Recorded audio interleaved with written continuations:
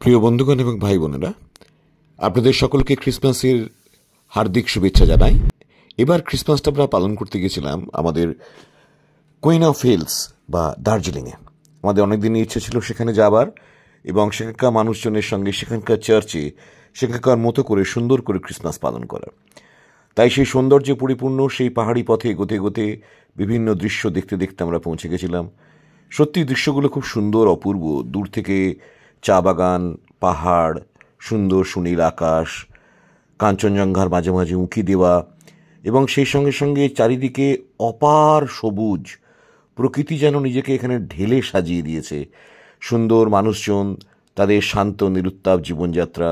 হয়তো দার্জিলিং শহর বা তার আশপাশ বা সেখান থেকে যাওয়া বিভিন্ন জায়গা, তাকদা, তিনচুলে, লামাহাট্টা, সোনাঝুরি, এইসব জায়গাতে হয়তো অভাব আছে, মানুষের মনে কষ্ট আছে, কিন্তু মানুষের মুখের হাসি কোনোদিন মিলিয়ে যায় না।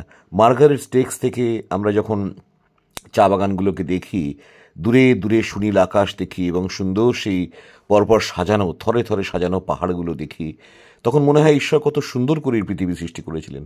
তাই বৌদ্ধ ধর্মেও যেখানে আমরা শান্তির আহ্বান পাই, সেই মনাস্ট্রিতেও আমরা গেছিলাম, সেখানকার আশপাশের দৃশ্য দেখলাম, বুদ্ধদেবের বিভিন্ন মূর্তি, ছবি সুন্দর দেখলাম। আর ভাবলাম যে বুদ্ধদেবও এই দেশে, এই ল্যান্ডে কত সুন্দর শান্তির বাণী প্রচার করে গেছে। রামকৃষ্ণ মিশন আমরা দেখলাম এবং সর্বত্র যেখানে যাই সেখান থেকে তাকাতে, দূরে তাকালেই দেখতে পাই যে সেই চতুর্দিকে যেন প্রকৃতির আশীর্বাদ যেন ছড়িয়ে আছে, অকাতরে যেন ছড়িয়ে আছে। এবং সেই পাহাড়ের রাশি দেখলে, সেই সুন্দর জায়গাগুলোকে দেখলে মনে হয় যেন এখানেই থেকে যাই, যেন সুন্দর এই জীবন যেন যাপন করি। কিন্তু ঠান্ডা বা শীত খুব বেশি। আমরা একটা চার্চেও গেলাম, লোকাল সেক্রেড হার্ট চার্চ বলে, এমনি জাস্ট ভিজিট করতে দেখলাম আশপাশটা। খুব সুন্দর করে তারা সাজিয়েছে, সেখানকার পাস্টরের সঙ্গে আলাপ হলো, কথা হলো এবং সেদিকে সেখানকার ক্রিসমাস যে ডেকোরেশন এবং সেখানকার মানুষজন। আস্তে আস্তে অন্যান্য জায়গায় প্রাকৃতিক ঝর্ণা চতুর্দিকে ঝরঝর করে বয়ে যাচ্ছে, অকাতরে ঝর্ণা বইছে সুন্দর। দেখতে দেখতে তার মধ্যে দিয়ে সেই বিভিন্ন পার্কের মধ্যে দিয়ে যেতে যেতে সেই যে ঝর্ণা, যা আমরা কলকাতা শহরে কোনোদিনই দেখতে পাই না, সেগুলো দেখে সেখানকার কিছুটা সময় কাটিয়ে পরিবারের সঙ্গে, আশপাশের মানুষজনের সঙ্গে আলাপ করে আমরা অনেক কিছু দেখলাম, জানলাম। নতুন নতুন অনেক মানুষের সঙ্গে আলাপ পরিচয় হলো, অনেক কিছু শিখলাম। তাদের ভাষা, তাদের সংস্কৃতি, তাদের খাদ্য, তাদের জীবনযাত্রা, তাদের সুখ দুঃখ, ক্রিশ্চিয়ানিটি এবং প্রভু যীশু খ্রিস্টের প্রতি তাদের মনোভাব, কত সরল মনে তারা বিশ্বাস করে। এমনকি আমাদের ড্রাইভার যে আমাদেরকে নিয়ে যাচ্ছিল, তার নাম বিশেক সুব্বা, হিন্দু মানুষ, কিন্তু সেও আমার কাছে প্রভু যীশু খ্রিস্টের কথা শুনলো। আমাদেরকে চিড়িয়াখানায় নিয়ে গেল, আমরা রেড প্যান্ডা দেখলাম। আরও অনেক নানা রকমের জীবজন্তু সেখানে রয়েছে, কিছু কিছু পাহাড়ি জীবজন্তু, পাহাড়ি লেপার্ড এবং অন্যান্য জীবজন্তু। সেই রেড প্যান্ডার কী করে তারা ব্রিডিং করে এবং নানা রকমের সুন্দর সুন্দর পাখি, পাহাড়ি পাখি বা অন্যান্য যে পাহাড়ি জীবজন্তু। এমনকি ঘুরতে ঘুরতে আমরা সুন্দর মাছের অ্যাকোরিয়াম, সেখানে রাখা বিভিন্ন ধরনের রঙিন মাছ এবং সেখানে থাকা কিছু কিছু হিংস্র জানোয়ারও আছে, যেমন বাঘ আছে। এখানে ম্যাকাও দেখতে পাচ্ছি আমরা, খুব সুন্দর সুন্দর ম্যাকাও ওখানে আছে। খুব ছোট্ট নিরিবিলি একটা চিড়িয়াখানা, বেশি বড় নয়। নানা প্রকারের প্রজাতির এই যে বাঘ আমরা দেখতে পাচ্ছি। রয়্যাল বেঙ্গল টাইগারও আছে, সাদা বাঘ একটু আগে দেখতে পেলাম। এবং রয়্যাল বেঙ্গল টাইগার ওখানে খুব সুন্দর করে চলাফেরা করে প্রত্যেক ট্যুরিস্টকে ছবি তোলার সুযোগ করে দিচ্ছিল, কাছাকাছি চলে আসছিল অনেক সময়। এবং কাছাকাছি থেকে বাঘ দেখতে পাওয়ার, এত কাছ থেকে বাঘ দেখতে পাওয়ার সৌভাগ্য, লেপার্ড দেখতে পাওয়ার সৌভাগ্য, ওখানকার পাহাড়ি চিতা যেগুলোকে বলে, পাহাড়ি বিভিন্ন যে গাউর বা পাহাড়ি ভেড়া, এই সমস্ত দেখে বিভিন্ন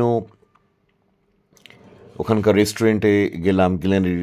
গ্লেনারিস খুব বিখ্যাত, খুব সুন্দর করে সাজানো। এবং টয় ট্রেন দেখলাম এবং এই যে কেবিল কার, পাহাড়ের উপর দিয়ে শুধু একটা মোটা কেবিলের উপরে ভরসা করে একটা কেবিন থেকে চতুর্দিকে দৃশ্য দেখতে দেখতে যাওয়া সত্যি রোমাঞ্চকর। মাঝে মাঝে ভয় লাগে যে যদি কোনো কারণে যদি সেই কেবিলটা যদি স্কিপ করে বা কিছু, তাহলে কী হতে পারে, কিন্তু ঈশ্বর সহায়, সকলেই নিরাপদে এক জায়গা থেকে আরেক জায়গায় পৌঁছে যায়। সেই মোটা স্টিলের কেবিল বেয়ে বেয়ে বেয়ে বেয়ে সেই কেবিল কার পাহাড়ের খাদের উপর থেকে এক জায়গা থেকে অন্য জায়গায় 6জন করে মানুষকে এক একবারে কেবিল কারে পৌঁছে দেয়। এবং সেই কেবিল কারে চড়া অবস্থায় পুরো একদম এরিয়াল ভিউ পাওয়া যায় পুরো জায়গাটার। চা বাগানগুলোর আশপাশের, জনবসতিগুলোর আশপাশের সমস্ত কিছু খুব সুন্দর করে দেখা যায়। দৃশ্য খুবই সুন্দর এবং মনোরম, এবং সেই দৃশ্য দেখতে দেখতে এক পাড় থেকে অপর পাড়ে গিয়ে আবার আপনি সেখানে খানিকটা ঘোরাফেরা করে আবার ফিরে আসতে পারেন। চারদিকে সুন্দর ফুলের বাহার। এই দার্জিলিং নিবাসীরা দেখলাম যে খুবই ফুল ভালোবাসে। সব সময় তাদের বাড়িতে আশপাশে অনেক টবে বা জমিতে তারা ফুল লাগিয়েছে, এবং তাদের পোষা যে টার্কি বা অন্যান্য যে পশু পাখি সেগুলোও রয়েছে। তারা কুকুর পুষতে খুব ভালোবাসে, এবং অনেকেই বাড়িতে বড় বড় বিশাল বিশাল সাইজের হাঁস মুরগি ইত্যাদি পোষে। খুব সুন্দর জীবনযাত্রা। অনেকেই হোমস্টে করে সংসার চালান, এবং সেখানে একটা খুব সুন্দর বৌদ্ধদের আর একটা খুব সুন্দর স্ট্রাকচার আছে। সেই স্ট্রাকচারটা আমরা দেখতে গেছিলাম। সেই স্ট্রাকচারটার নাম সেখানকার লোকাল ভাষায় তারা বলে পিস পাগোডা, অর্থাৎ শান্তির মন্দির। এবং সত্যি জায়গাটা খুব শান্ত, চতুর্দিক খুব শান্ত। মানুষের কিছু কিছু টুকরো টুকরো বলা কথা ছাড়া আর কিছুই সেখানে দেখা যাবে না। তাই এই পিস পাগোডায় বুদ্ধদেবের বড় মূর্তি আছে সেখানে, এবং সেখানে শান্তির জন্য উপাসনা করা হয়। আশপাশে জাপানি টেম্পল যেখানে আছে সেখানেও বুদ্ধদেবের মূর্তি আছে, সেখানেও শান্তির জন্যে প্রার্থনা করা হয়। তাই চতুর্দিকে সুন্দর দৃশ্য দেখে আমরা ভাবছিলাম যে কেন মানুষে মানুষে এত হানাহানি, কাটাকাটি, এত যুদ্ধ। কাঞ্চনজঙ্ঘার সুন্দর ভিউ রয়েছে সামনে। তারপরে আমরা সেখানকার লোকাল চার্চে ক্রিসমাস করতে গেছিলাম। খুব সুন্দর সেই চার্চ, খুব সুন্দর গান।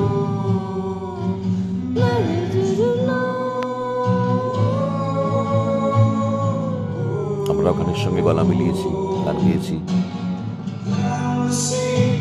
সেখানকার পুরোহিতের কথা আমরা শুনলাম, তার প্রার্থনা চার্চ করলাম।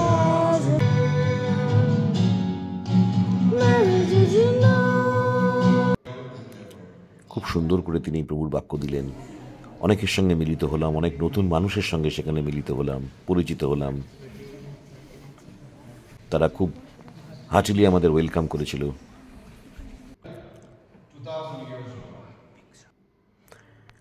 আশপাশের চতুর্দিকটা এখন কিছু কিছু রেনোভেশনের কাজ চলছে। সেই সেন্ট অ্যান্ড্রুজ চার্চ দার্জিলিংয়ে, অনেক পুরনো চার্চ, এখন রেনোভেশনের কাজ চলছে সেখানে আশপাশটা, যার জন্যে কিছুটা বাঁশের ভাড়াটারা বাঁধা, বালি পাথর ফেলা। তবুও তার মাঝে আমরা খুব সুন্দর এনজয় করেছি। একটা সুন্দর নিরিবিলি ইংলিশ সার্ভিস টয় ট্রেনে চড়লাম। টয় ট্রেনে যাওয়ার পথে যে দার্জিলিংটাকে নতুন করে দেখা যায়, একদম জনবসতির ধার ঘেঁষে ঘেঁষে টয় ট্রেনগুলো চলে। মাঝে মাঝে প্রকৃতি দেখা দেয় চতুর্দিকে, এবং সুন্দর সেই সবুজ, নীল আকাশের তলে সবুজ প্রকৃতি, ছোটো ছোটো টয় ট্রেন স্টেশন, আশপাশের জনবসতি, সমস্ত কিছুই খুব সুন্দর। টয় ট্রেনটা অলমোস্ট ভেস্টিবিউল, মানে চারদিক থেকে কাঁচে ঢাকা বলে সব কিছুই দেখা যায়। টয় ট্রেনে চড়া অভিজ্ঞতা, নতুন অভিজ্ঞতা। দার্জিলিং হিমালয়ান রেলওয়ের সেই হেরিটেজ জার্নি স্টিম ইঞ্জিনে যেতে যেতে অনেক কিছু আশপাশের আমরা দেখতে পাই। পুরনো দার্জিলিংয়ের সঙ্গে কিছুটা পরিচিতি হয়। এই যে টয় ট্রেন দাঁড়িয়ে ধোঁয়া ছাড়ছে, সে আগেকার দিনে খুব ঝিকঝিক করে এগিয়ে যাওয়া। সেখানকার মিউজিয়াম, যে ঘুম মনাস্ট্রির কাছে যে মিউজিয়াম, সেই মিউজিয়াম দেখলাম। সেখানেও খুব সুন্দর বুদ্ধ মূর্তি আছে, সুন্দর কারুকার্য করা বিভিন্ন বুদ্ধের বাণী উৎকীর্ণ করা আছে। সেখানকার রোড শো দেখলাম একটু। প্রকৃতির মাঝখান দিয়ে এগিয়ে চলতে চলতে তাগদা, তিনচুলে, লামাহাট্টা, এসব জায়গাগুলোও দেখে এসেছি আমরা। প্রত্যেকটা জায়গায় খুব সুন্দর, এবং মানুষজনের ব্যবহার, তাদের আতিথেয়তা, বা আশপাশে যে বিশাল লম্বা লম্বা পাইন গাছের জঙ্গল, মাঝে মাঝে দূরের সেই সুন্দর আকাশ, সব কিছু খুবই উপভোগ্য। ওখানকার বিভিন্ন যে ছোটো ছোটো ক্যাফেটেরিয়াগুলো আছে, সেখানকার খাবারও খুব সুস্বাদু, এবং বেশ কিছু লোকাল নেপালি খাবার, বা যাদের বিখ্যাত সেই তুকপা, মোমো, টিবেটিয়ান খাবার ইত্যাদি পাওয়া যায়। অকাতরে চা বাগান চারদিকে ছড়িয়ে আছে। যদিও এখন চায়ের গাছ প্রায় ছাঁটা হয়ে গেছে, খুব একটা চা দেখা যায় না এখন, চায়ের গাছের ফলন দেখা যায় না, কারণ আবার সেই মার্চ এপ্রিল নাগাদ সব গাছকে আবার ছেঁটে সেখান থেকে পাতা সংগ্রহ করা হবে, ফার্স্ট ফ্লাশ যেটাকে বলা হয়। যেখানেই যাই না কেন সেখানেই আশপাশের প্রাকৃতিক দৃশ্য খুবই সুন্দর। অহলদাড়া ভিউ পয়েন্ট থেকে দেখা যে আশপাশের পাহাড়ের দৃশ্য, সুন্দর আকাশ, এবং সেই সূর্য, আকাশের মাথা, পাহাড়ের মাথায় সূর্য, সমস্ত প্রাকৃতিক দৃশ্যই বড় সুন্দর এবং আমাদের মনের সব ক্লান্তি দূর করে দেয় এবং আমাদেরকে নতুন করে প্রকৃতির সঙ্গে একাত্ম হতে শেখায় এবং ঈশ্বরের সৃষ্টিকে যে আমরা সবসময় অ্যাপ্রিসিয়েট করতে পারি যেন সেই শিক্ষা আমাদের দেয়। কেননা ঈশ্বর এই সুন্দর পৃথিবী গড়েছিলেন আমাদেরই জন্যে এবং মানুষকে তিনি এই সুন্দর পৃথিবীতে তাকে তিনি দায়িত্ব দিয়েছেন এই সুন্দর পৃথিবীকে, এই প্রকৃতিকে রক্ষা করার জন্যে। মানুষ সেটা কতটা করছে না করছে সেটা পরের বিষয়। মানুষ পরস্পরের সঙ্গে হানাহানি কাটাকাটি করছে কি করছে না, বা যাই করুক না কেন, যদি পৃথিবীকে ধ্বংস হয়ে যায় পৃথিবী, তাহলে সেটা মানুষের দোষে ধ্বংস হবে। ঈশ্বর কিন্তু প্রকৃতিকে খুব সুন্দর করে গড়েছেন। ঈশ্বর কিন্তু অকাতরে চারদিকে শান্তির উপাদান ছড়িয়ে রেখেছেন। এই পাহাড়গুলোতে গিয়ে বসলে মনে এত শান্তি লাগে, এত ভালো লাগে, এত নিরিবিলি ঈশ্বরের কথা মনে পড়ে। চারদিকে সুন্দর কমলালেবুর বাগান, সিটং বলে একটা জায়গায় লাইভ কমলালেবুর বাগান দেখলাম আমরা। যোগীঘাট বলে একটা জায়গায় গিয়ে তিস্তা নদী দেখলাম এবং সেই তিস্তা নদী সুন্দর ছোটো ছোটো যে সেই নুড়ি পাথরের ওপর দিয়ে কী সুন্দর জলধারা বয়ে যাচ্ছে। তিস্তা নদীর দৃশ্য সত্যিই অপূর্ব। যদিও তিস্তা জলধারা এখন অনেক ক্ষীণ হয়ে গেছে, কিন্তু তবুও সেই জল খুব নির্মল চক্ষু পরিষ্কার এবং আশপাশে সুন্দর নীরবতা, শান্তি। ওখানকার মানুষজন খুব আনন্দ করে ক্রিসমাস কাটায়, গান বাজনা নাচ। তাদের সঙ্গেও আমরা কিছুটা সময় কাটিয়েছিলাম, কথাবার্তা বলেছিলাম, তাদের আনন্দে যোগদান করেছিলাম।